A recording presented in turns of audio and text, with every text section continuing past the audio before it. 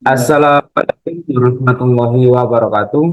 Kami dari Angkatan 23 Kelompok 212 ingin mempresentasikan dari kerja kami yaitu tentang analisis isu kontemporer prioritas nasional ke-15 reformasi birokrasi. Sebelumnya izinkan kami memperkenalkan anggota kelompok kami. Yang pertama, Izin, mohon izin Bapak Ibu, izin perkenalkan diri, nama Aditya Dilaksono, asal UPT dari Lapas kelas 2 Angas Manus Hambangan. yang kedua yaitu Mohon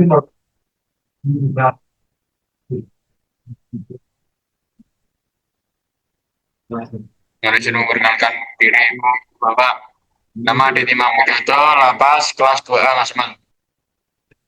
izin memperkenalkan diri nama Alas Mutartajana dari Lapas Kelas 2 Asman Nusa Kambangan. Izin Bapak Ibu memperkenalkan diri, nama Rita Bella Anggraini, asal UPT Lapas kelas 2 Magelang. Reformasi birokrasi. Latar belakang. Reformasi birokrasi adalah upaya pembaharuan dan perubahan mendasar terhadap sistem penyelenggaraan pemerintahan, mencakup kelembagaan, ketelaksanaan, dan SDM untuk mewujudkan tata kelola yang bersih, akuntabel, efektif, dan pelayanan publik prima. Reformasi birokrasi atau RB merupakan upaya terencana untuk mengubah sistem penyelenggaraan pemerintahan agar lebih berdaya guna. Isu kontemporer reformasi birokrasi. Yang pertama yaitu masalah struktural. Bisa dijelaskan Bapak Adit?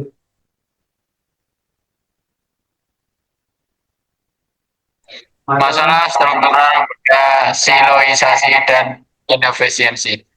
Birokrasi seringkali terjebak dalam struktur yang terlalu hierarkis dan kaku. Hal ini menciptakan sekat-sekat antar instansi atau ego sektoral di mana satu lembaga tidak mengetahui atau tidak mau bekerja sama dengan lembaga lain meski mengurus objek yang sama.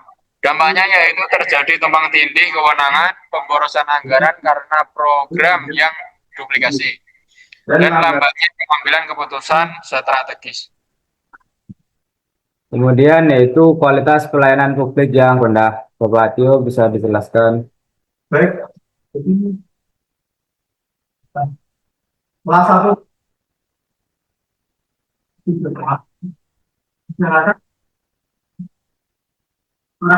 paradigma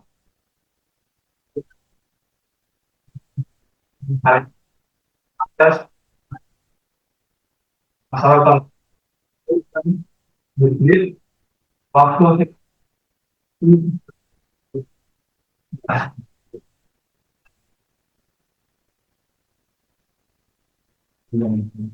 Kemudian yaitu ketiga, tingginya angka korupsi dan penyalahgunaan wewenang. Bapak Hadityo bisa dijelaskan? Baik, selanjutnya tingginya angka korupsi dan penyalahgunaan wewenang. Sistem birokrasi yang tertutup dan kurang transparan memberikan ruang bagi praktik korupsi, kolusi, dan nepotisme atau KKN. Tanpa reformasi pada sistem pengawasan dan akuntabilitas, integritas aparatur akan terus merosot. Fokus reformasi, mengubah sistem dari yang berbasis personal base atau tergantung kebaikan individu, menjadi sistem base atau sistem yang memaksa orang untuk jujur. Terima kasih. Yang keempat yaitu tuntutan adaptasi teknologi. Dunia telah memasuki era industri, namun banyak proses birokrasi yang masih mengandalkan cara manual atau kertas. Ketertinggalan teknologi ini membuat Indonesia sulit bersaing di kancah global. Kebutuhan digitalisasi melalui sistem pemerintahan berbasis elektronik atau SPPE untuk menciptakan efisiensi waktu dan transparansi data. Adapun yang kelima yaitu Ibu Rista bisa menjelaskan. Untuk isu yang terakhir adalah rendahnya kompetensi dan profesionalisme ASN. Penempatan pegawai sering sekali tidak didasarkan pada kemampuan atau sistem merit, melainkan pada faktor kedekatan atau senioritas. Hal ini mengakibatkan banyak posisi strategis diisi oleh orang-orang yang tidak kompeten di bidangnya. Tujuan adanya penyelesaian isu ini adalah untuk menciptakan manajemen talenta yang sehat, di mana ASN yang berprestasi mendapatkan penghargaan, sedangkan yang tidak produktif mendapatkan sanksi atau pembinaan. menapis isu metode APKL. Bapak Ibu Rista bisa menjelaskan?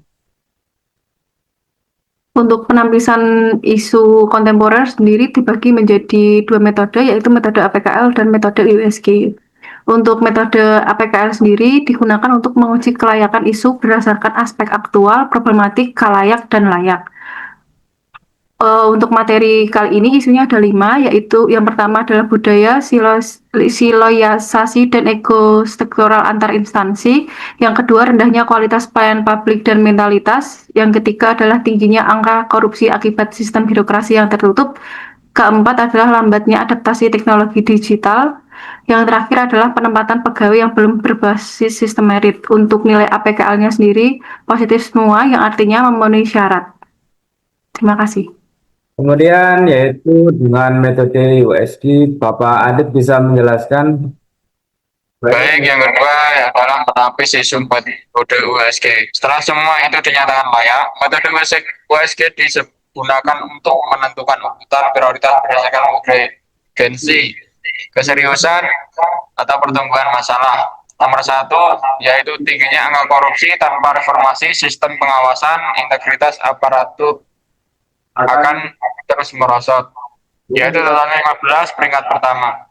Yang kedua, kualitas pelayanan rendah, prosedur berbelit, dan adanya pungli menghambat kepercayaan publik, totalnya 14 peringkat kedua. Yang ketiga, masalah struktural menghambat pengambilan keputusan strategis dan pembebasan anggaran, totalnya ada 13, nomor 3.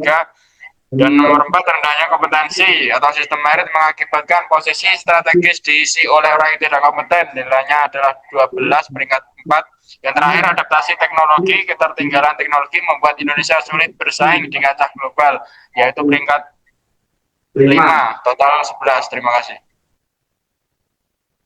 Kemudian yaitu analisis SWOT bisa disampaikan Bapak Tio. Selanjutnya ada yang pertama kekuatan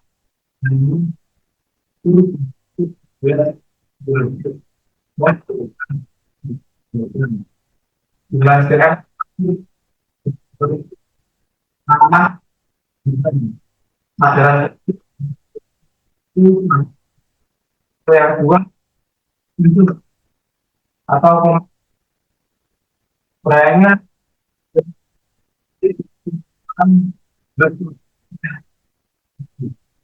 kualitas industri bencana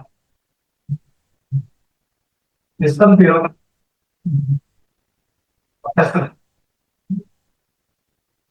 proses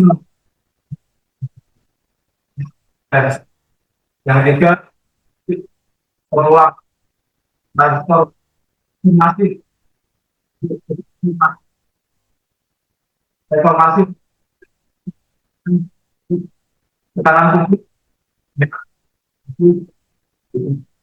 adopsi baik perkembangan untuk aspek dua ancaman uraiannya nanti korupsi budaya korupsi jangan bukan jadi potensi risiko tidak. Adapun penyelesaian isu yang pertama yaitu budaya siloisasi bisa dicegah dengan penyatuan sistem data dan program dengan langkah bangun platform data terpadu. Dampaknya yaitu program tidak tumpang tindih.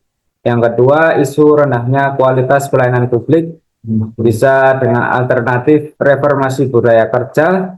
Langkahnya yaitu dengan pelatihan pelayanan prima, hasilnya yaitu pelayanan lebih cepat dan ramah. Yang ketiga, contohnya tingginya korupsi akibat sistem tertutup dengan alternatifnya yaitu digitalisasi proses budgeting. Langkahnya yaitu terapkan sistem berbasis digital. Dampak yang dihasilkan yaitu menurunnya peluang korupsi. Isu keempat, lambatnya adaptasi teknologi digital. Ya, alternatifnya yaitu dengan pelatihan SDM, dengan upskilling. Langkahnya itu dengan audit proses kerja. Adapun hasil yang dihasilkan itu proses lebih cepat dan efisien. Untuk isu yang kelima yaitu penempatan pegawai belum berbasis merit atau adanya nepotisme. Alternatifnya itu dengan penerapan sistem merit berbasis kompetensi dengan langkah gunakan sistem seleksi berbasis CAT. Hasil yang diharapkan yaitu bisa SDM-nya lebih kompeten, kinerja organisasi meningkat, dan moral pegawai lebih baik. Sekian presentasi dari kelompok kami, kurang lebihnya mohon maaf. Wassalamualaikum warahmatullahi wabarakatuh.